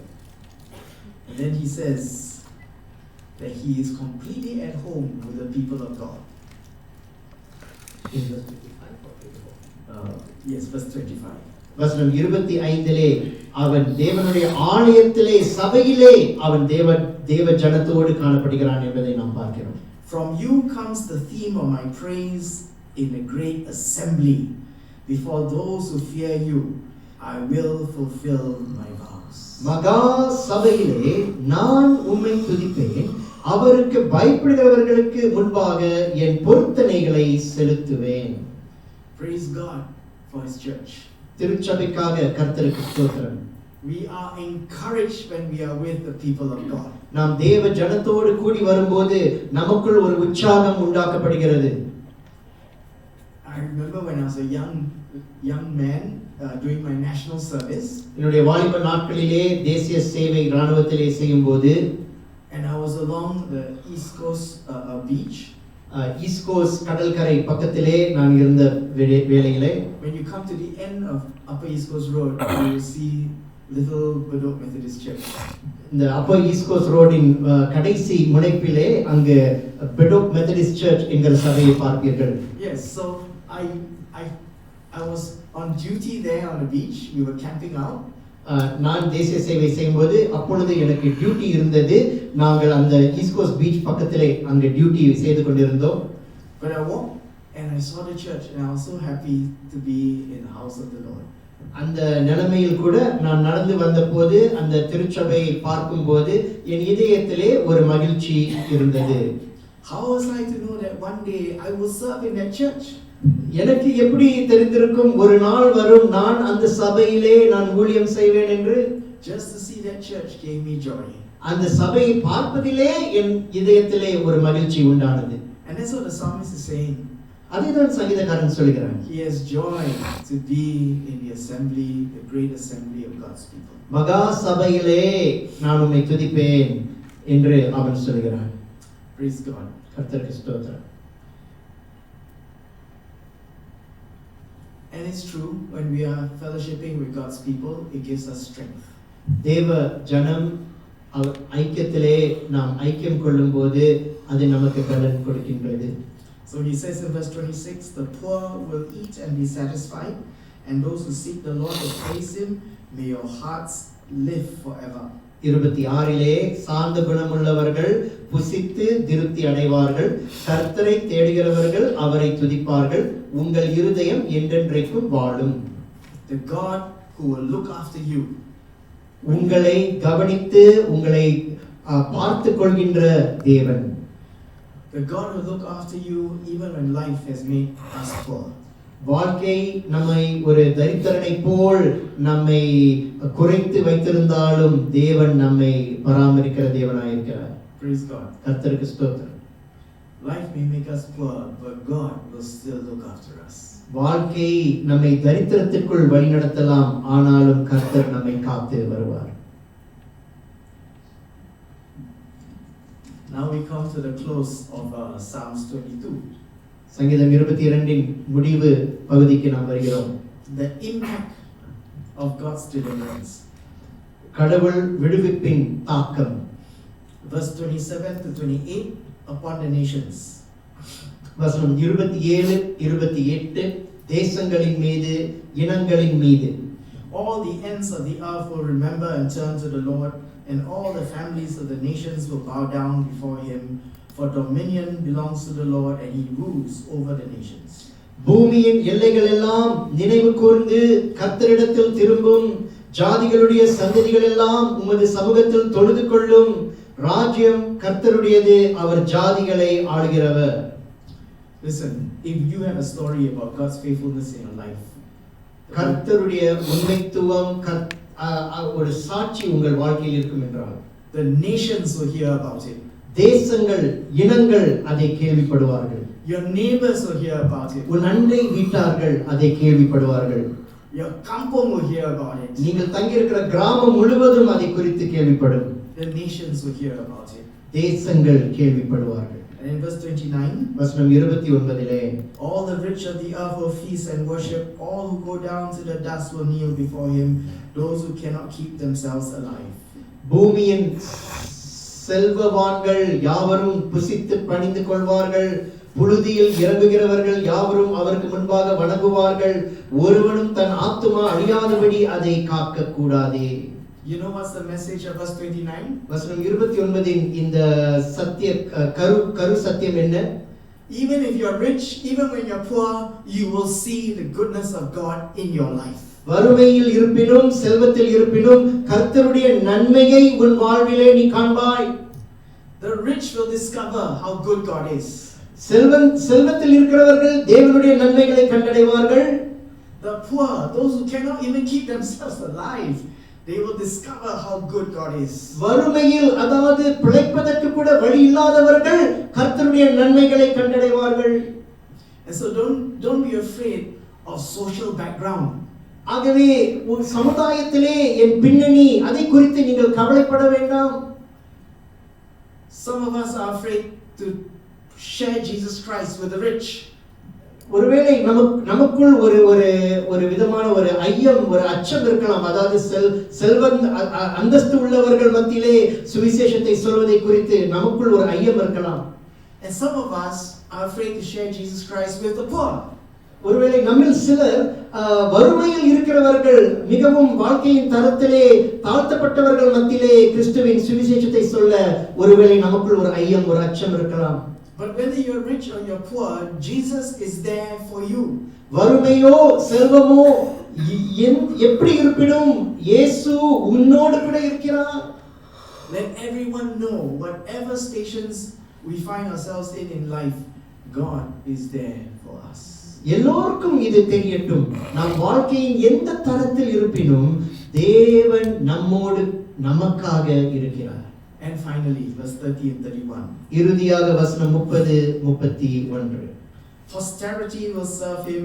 Future generations will be told about the Lord. They will proclaim his righteousness, declaring to a people yet unborn, he has done it. ஒரு சந்ததி அவரை சேவிக்கும். தலைமுறையாக அது ஆண்டவருடைய சந்ததி எண்ணப்படும். அவர்கள் வந்து அவரே இவைகளை செய்தார் என்று பிறக்க போகிற ஜனங்களுக்கு அவருடைய நீதியை அறிவிப்பார்கள். What is this? We don't just preach to the nations, we preach to the generations. நாம் தேசங்கள், இன மக்களுக்கு மாத்திரம் நாம் பிரசங்கிப்பதில்லை, நாம் சந்ததியார்களுக்கு, சந்ததிகளுக்கு மேல் நாம் பிரசங்கித்துக் கொண்டு வருகிறோம். So I'll tell you, in my situation right now, என்னுடைய சூழ்நிலையை நான் உங்களுக்கு எடுத்து சொல்ல விரும்புகிறேன். I'm a retired pastor, right? நான் ஓய்வு பெற்ற ஒரு போதகர் தானே. So I've asked God to open doors for me to minister to the next generation. அடுத்த தலைமுறைக்கு நான் ஊழியம் செய்வதற்கு, பிரசங்கிப்பதற்கு ஆண்டவரே எனக்கு கதவுகளை திறந்து தாங்க என்று நான் ஜெபிப்பதுண்டு. And God's opening doors. அவ்விதமாகவே கர்த்தர் கதவுகளை திறந்து கொண்டு வருகிறார். And I get to teach Bible to secondary school kids who are willing to make time on their own to gather as a group, and I get a chance to teach and share with them. உயர்நிலை மாணவ பிள்ளைகளுக்கு அவர்களை ஒன்று சேர்த்து ஒரு வேத பாடம் நடத்துவதற்கு ஆண்டவர் வாய்ப்புகளை தருணங்களை கொடுக்கிறார். I spend my life reaching out to middle-aged people. வாழ்க்கையின் நடுத்தரத்திலே உள்ள மக்கள் மத்தியிலே கூட என் வாழ்க்கையை பகிர்ந்து கொள்வதற்கு ஆண்டவர் கிருபை தருகிறார். But now, by the grace of God, I get to share with young men and young ladies in groups, telling them about the goodness of God. இப்பொழுதும் கூட சகோதரர்கள் மத்தியிலே சகோதரிகள் மத்தியிலே வாலிப கட்டத்தில் உள்ள சகோதர சகோதரிகள் மத்தியிலே சத்தியத்தை பகிர்ந்து கொள்ள கர்த்தர் கிருபை தருகிறார், தருணம் தருகிறார். Why? Because we're preaching also to the generations. ஏன் அன்பார்ந்தவர்களே? ஏனென்றால் நாம் பிரசங்கிப்பது சாட்சி கூறுவது இந்த நம்முடைய மக்களுக்கு மாத்திரமல்ல, ஆனால் அடுத்த தலைமுறைக்கும் நாம் பிரசங்கிக்க ஆண்டவர் நம்மை அழைக்கிறார். So we must not lose sight of that we are to reach the generations. நாம் தலைமுறைகளை சந்திக்க கர்த்தர் நம்மை அழைக்கிறார். அந்த காரியத்தை மறந்து விடக் கூடாது. I think they call this the next generation ministry. இதை அடுத்த தலைமுறை ஊழியம் என்று அவர்கள் அழைப்பார்கள். And I pray that your church will not lose sight of the next generation. உங்கள் திருச்சபையும் அடுத்த தலைமுறையை குறித்த அந்த கவனத்தை இழந்து போகாதபடி நீங்கள் உஷாராக இருப்பீர்கள் என்று நான் ஜெபிக்கிறேன். So I remember once when I was preaching in this very big church in Colombo in Sri Lanka. இலங்கையிலே கொலம்போ பட்டணத்திலே ஒரு மிகுந்த பெரிய சபையிலே நான் பிரசங்கிக்கும் போது and I looked around and realized there are not many young people here. அங்கு நான் சுற்றி பார்க்கும்போது இந்த மண்டபத்திலே अनेक வாலிப பிள்ளைகள் இல்லை என்பதை நான் கண்டேன். I asked the pastor, do you have a youth service? நான் அந்த போதகரை பார்த்து கேட்டேன், உங்கள் சபையிலே வாலிப ஆராதனை இருக்கிறதா? The pastor said no. போதகர் சொன்னார், இல்ல எங்க சபையில இப்படி ஆராதனை கிடையாது. So I said to them aloud in my sermon. என்னுடைய பிரசங்கத்துல நான் மிகவும் சத்தமாக நான் கூக்குரலிட்டது. He never invited me back. அவர் அதுக்கு பிறகு அவர் திருப்பி எனக்கு வரவேற்பு கொடுக்கல. At the rate you guys are going, your pastor is going to have more funerals than baptisms. அவர்களிடம் நான் சொன்ன அந்த காரியம் இதுதான். நீங்கள் போற இந்த தருணத்திலே இந்த காரியத்துல இப்படி நீங்க போனீங்கன்னா உங்க போதகர் அதிக அடக்க ஆராதனைகளை தான் நடத்த போறாரு. If you don't reach the next generation, அடுத்த தலைமுறையை நீங்கள் சந்திக்காமல் இருப்பீர்கள் என்றால் இதுதான் உங்கள் நிலைமை. you're not securing the future of your church. நீங்கள் உங்கள் திருச்சபையின் எதிர்காலத்தை நிலை கட்டாமல் இருக்கிறீர்கள். I told them soon your pastor will have more funerals than baptisms, and soon this auditorium, the sanctuary which is full, will become half full. நான் சொன்னேன், ஞானஸ்நானங்களை பார்க்கிலும் அடக்க ஆராதனைகளே தான் அதிகமாக உங்கள் போதகர் செய்ய வேண்டியதாக இருக்கும். இந்த மண்டபத்து இப்பொழுது நிறைவாய் இருப்பினும் ஒரு கட்டம் வரும், இது பாதி நிறைவாக தான் இருக்கும். You have to win the next generation. அடுத்த தலைமுறையை சந்தித்து நீங்கள் ரட்சிக்க வேண்டும் என்பதை நான் சவாலிட்டு கொடுத்தேன். The next generation for Christ. அடுத்த தலைமுறை கிறிஸ்துவுக்காக. We don't just preach to the nations, we preach to the generations. தேசங்களுக்கும் இனங்களுக்கும் மாத்திரம் நாம் பிரசங்கிப்பதில்லை, அடுத்த தலைமுறைக்கும் நாம் பிரசங்கிக்கின்றோம். So by the grace of God, I've asked the Lord to open doors for me to minister to the next generation, and He has. ஆகவே அடுத்த தலைமுறைக்கு இப்படி ஊழியம் செய்வதற்கு நான் ஆண்டவரை விண்ணப்பித்து, ஆண்டவரே வழியை தாங்கன்னு கேட்டிருந்த ஆண்டவர் வழி தந்திருக்கிறார். And I want to challenge you. உங்களுக்கும் நான் சவால் கொடுக்கிறேன். It's not just for pastors. போதகர்களுக்கு மாத்திரமல்ல, if you care about your church, think about the next generation. உங்கள் திருச்சபை குறித்து நீங்கள் அக்கறை கொள்வீர்கள் என்றால் அடுத்த தலைமுறை குறித்து நீங்களும் சிந்திக்க ஆரம்பியுங்கள். They are the future. அவர்கள்தான் எதிர்காலமாக இருக்கிறார்கள். Last night I was with a bunch of young kids, young men and women. நேற்றைய தினம் இரவிலே நான் வாலிப பிள்ளைகளோடு தான் நான் இருந்தேன். And I said to this young man, be prepared, maybe God's going to ask you to be a pastor. நான் ஒரு வாலிப மகனை பார்த்து நான் சொன்னேன், நீ தயாராக இரு, ஒருவேளை ஒரு போதகராக ஒரு ஊழியக்காரனாக கர்த்தர் உன்னை அழைக்க இருக்கிறார். You should have seen the panic on his face. அவனுடைய முகத்துல இருந்த ஒரு ஆச்சரியமும் அச்சத்தையும் நீங்கள் பார்த்திருக்க வேண்டும். I'll tell you why. He's a medical student. நான் ஏன் சொல்றேன்னா அவன் வந்து ஒரு மருத்துவ கல்லூரி மாணவன். But hey, you gotta get ready. எப்படி இருந்தாலும் தயாராக இருக்க வேண்டும். Okay, so we come to the end of Psalms 22. சங்கீதம் 22 இன் இறுதிக்கு வந்திருக்கிறோம். You see the life story of the psalmist from misery going down worse and worse and worse until hit the bottom and he climbs up again. இந்த சங்கீதக்காரன் இந்த மனிதனுடைய வாழ்க்கையின் ஆரம்பத்திலே துயரம், கைவிடப்பட்ட நிலைமை, அப்படியே அவன் நிலைமை இறங்கி வருகிறதை பார்த்து ஒரு கட்டத்தில் அந்த திருப்புமுனை பார்க்கின்றோம்.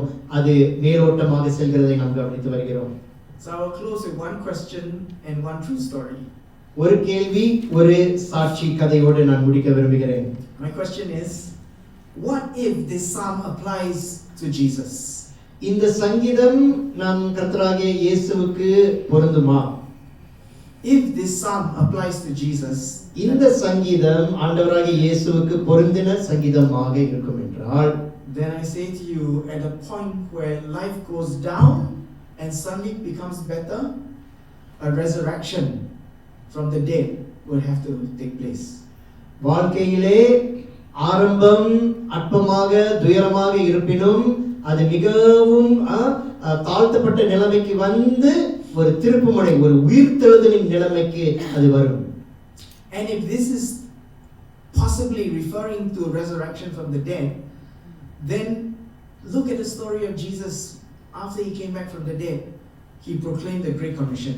இந்த சங்கீதத்தின் இரண்டாம் பகுதி, இரண்டாம் பாதி, அதாவது மரணத்திலிருந்து உயிர்த்தெழுதலை குறித்து பிரதிபலிக்கிறது என்றால், இயேசுவின் சம்பவத்தை பாருங்கள். மெய்யாகவே அவர் மூன்றாம் நாள் உயிர்த்தெழுந்தார். And he told them to bring the gospel to the nations. அவர் தம்முடைய சீடர்களை பார்த்து, தன்னை விசுவாசித்து வருகிறவர்களை பார்த்து, நீங்கள் சுவிசேஷத்தை தேசங்களுக்கு எடுத்துச் செல்லுங்கள் என்று உரைத்தார். So if this psalm applies to Jesus, then for sure a resurrection will have to have taken place. இந்த சங்கீதம் நம் ஆண்டவராகிய இயேசுவுக்கு பொருந்தும் என்றால் மெய்யாகவே உயிர்த்தெழுதல் நடந்திருக்க வேண்டும். So now I'll tell you a true story. இப்பொழுது ஒரு உண்மையான ஒரு சாட்சி கதை சொல்ல விரும்புகிறேன். I'll tell you the story of Bishop John Suban from India. இந்திய தேசத்தை சேர்ந்த பேராயர் ஜான் சுபான் அவர்களை குறித்த ஒரு சாட்சியை சொல்ல விரும்புகிறேன். He came from Kolkata. His family were actually mystics, Muslim mystics. Kolkata பகுதியிலிருந்து வந்த ஒரு நபர், mystics, Sufi. அதாவது இஸ்லாமிய மதத்தை சேர்ந்த ஒரு குறிப்பிட்ட வழிபாடை சேர்ந்த நபர்கள் என்று சொல்லலாம். But one day he was studying to be an imam. அவர் ஒரு இமாம், அதாவது இஸ்லாமிய வழிபாட்டிலே ஒரு இமாமாக, ஒரு போதகராக வருவதற்கு அவர் படித்துக் கொண்டிருந்தார். One day he was walking and he saw a torn page from the Gospel of Mark. Mark சுவிசேஷத்திலிருந்து கிழிந்த ஒரு பக்கத்தை அவர் கண்டடைந்தார் அவர் நடந்து போகையில். It was this page where Jesus hung on the cross and cried. இந்த மார்க் 15ஆம் அதிகாரத்தின் அந்த பகுதிதான் இயேசு சிலுவையில் கதறின அலறின வார்த்தைகள் தான். My God, why have you forsaken me? என் தேவனே ஏன் என்னை கைவிட்டீர்? And that got John Suban confused. அந்த வார்த்தைகள் இவர் ஜான் சுபான் அதை வாசிக்கும் போது அவருக்கு கொஞ்சம் குழப்பம் அந்த இடத்துல ஏற்பட்டது. He said, because all his life they told him that it was Judas that hung on the cross. அவருடைய வாழ்க்கை எல்லாம் அவர் கேள்விப்பட்டது என்னன்னா யூதாஸ் தான் சிலுவையில அறைஞ்சாங்கன்னு அவர் கேள்விப்பட்டு வந்தார். That's what his religious teachers told him. அவருடைய சமய தலைவர்கள் அப்படிதான் கற்றுக் கொடுத்தார்கள். But he looked at this passage here and he came to the conclusion, whoever prayed that prayer cannot be a bad person. அவர் இந்த வசனத்தை பார்த்து, இந்த ஜெபம், இந்த அலறலை பார்த்து, இந்த ஜெபத்தை அலறின எந்த மனுஷனும் ஒரு கெட்ட மனிதனாய் இருந்திருக்க முடியாது என்கிற ஒரு தீர்மானத்திற்குள் அவர் வந்தார். So he says he cannot be Judas. நிச்சயமாக அது யூதாஸாக இருந்திருக்க முடியாது. And he started slowly to think about who it was that hung on the cross. ஆகவே சிலுவையிலே உண்மையிலே யார் அறையப்பட்டார் என்பதை ஆராய்ந்து பார்க்க ஆரம்பித்தார். Slowly he came to the conclusion it had to be Jesus. அவர் ஒரு கட்டத்திலே ஒரு தீர்மானத்திற்குள் வந்தார், அது நிச்சயமாக இயேசுவாக தான் இருக்க வேண்டும். So this verse gave him a crisis of faith. He lost faith in his traditional religion. இந்த வசனம் அவருடைய விசுவாசத்திலே ஒரு விதமான ஒரு மாற்றத்தை கொண்டு வந்த ஒரு சூழ்நிலை எழுப்பினது. அவர் தன்னுடைய அதாவது அவர் பிறந்து வளர்ந்த அந்த சமயத்திலிருந்து மதத்திலிருந்து அவர் மாற்றி வந்தார். Anyway, to cut a long story short, he gave his life to Christ. தன் ஜீவனை கர்த்தர் இயேசுவிடம் ஒப்பு கொடுத்து. Well, this part I can't skip now. Okay. It was the Anglicans that reached out to him. அவரை தேடி கண்டு கொண்டது Anglican திருச்சபையினர். And so they brought him to the faith and built him up. அவரை விசுவாசத்திலே சேர்த்து அவருக்கு கற்றுக் கொடுத்து அவரை வளர்க்க செய்தார்கள். They even sent him to mission school. அவரை மிஷன்ஸ் பள்ளிக்கு கூட அனுப்பினார்கள். But somewhere along the way he left. ஏதோ ஒரு கட்டத்திலே அவர் அங்கிருந்து அவர் வெளியேறினார். And he became a Roman Catholic. அவர் ரோம கத்தோலிக்க சபையை சேர்ந்தார். And then after some time in the Roman Catholic Church he didn't feel at peace. ஒரு கட்டம் வந்தது, அவர் அந்த கத்தோலிக்க சபையிலும் அவருக்கு நிம்மதி இல்லாமல் இருந்தது. So he left. அவர் வெளியேறினார். And he ended up going to Bareilly up north under the Himalayan mountains. இமயமலையின் கீழ் பகுதியிலே புரேலி என்கிற இடத்துக்கு அவர் கடந்து போனார். And that's where he met Methodists. அங்குதான் மெத்தடிஸ்ட் சபையினரை அவர் சந்தித்தார். Anyway, he felt at home and he ended up becoming a bishop later. That's how he got his name. அங்கு அவர் நல்ல ஒரு நிறைவு பெற்று அங்கு ஒரு பேராயராக அவர் இறுதியாக உயர்ந்து வந்தார்.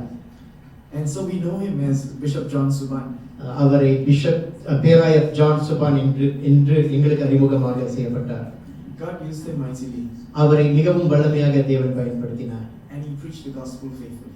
அவர் சுவிசேஷத்தை உண்மையோடு விசுவாசத்தோடு உண்மையாக அவர் பிரசங்கித்தார். And he never forgot it was the Anglicans that was used by God. தேவன் ஆங்கிலிக்கன் திருச்சபை மக்களை பயன்படுத்தி அவரை சந்தித்தார் என்று அவர் மறப்பதில்லை. He always says that. அவர் எப்பொழுதும் அதை சொல்வார். So he wrote a doctoral dissertation on Islamic Sufism. இந்த இஸ்லாமிக் சூஃபிசம் என்ற தலைப்பிலே அவர் ஆராய்ச்சி ஒன்றை எழுதி வைத்திருக்கிறார். Yeah, so it is still published. It's a reprint, of course. It was many years ago. அதை இன்னும் பப்ளிஷ் செய்கிறார்கள், அதை நீங்கள் பார்த்துக் கொள்ளலாம். So that's the story of John Suban. அதுதான் பேராயர் ஜான் சுபானுடைய சாட்சி வாழ்க்கை. A man who saw that verse in the Bible but came to Christ after looking at it. அந்த மார்க் 15 அந்த வேத பகுதி வசனத்தை பார்த்த ஒரு மனிதன், தேவனே தேவனே ஏன் என்னை கைவிட்டீர், அதை பார்த்து அந்த வசனத்தை பயன்படுத்தி தேவன் இந்த மகனை உருமாற்றினார். If you don't believe me, go check up the internet. The testimony of Bishop John Suban. நம்மளனா நீங்க இணையத்துல போய் பாருங்க, பேராயர் ஜான் சுபானின் சாட்சி, அதை நீங்கள் பார்த்துக் கொள்ளலாம். And it's a great testimony there. அது மிகவும் அருமையான ஒரு சாட்சி. God bless you, and I thank the pastors for giving me a chance to come and share. கர்த்தர் தாமே உங்களை ஆசீர்வதிப்பாராக. உங்கள் சபை போதகர்களுக்கும் உங்களுக்கும் நன்றி செலுத்துகிறேன். This is not my first time to your place here, you know. இந்த உங்கள் இடத்துக்கு வந்திருப்பது இது என்னுடைய முதல் தருணம் அல்ல. Last year, your friends from the Church of South India invited me to preach for the Holy Week here. இங்க நடக்கும் CSI மலையாளம் ஆராதனை மக்கள் அவர்கள் எனக்கு வரவேற்பு கொடுத்து நான் இங்க பிரசங்கித்திருந்தேன். So I'm delighted to be back here again. ஆகவே உங்கள் மத்தியிலே மீண்டும் இங்க வந்திருப்பது எனக்கு ஒரு மகிழ்ச்சி, சந்தோஷம். May the Lord bless all of you. கர்த்தர் தாமே உங்களை ஆசீர்வதிப்பார்.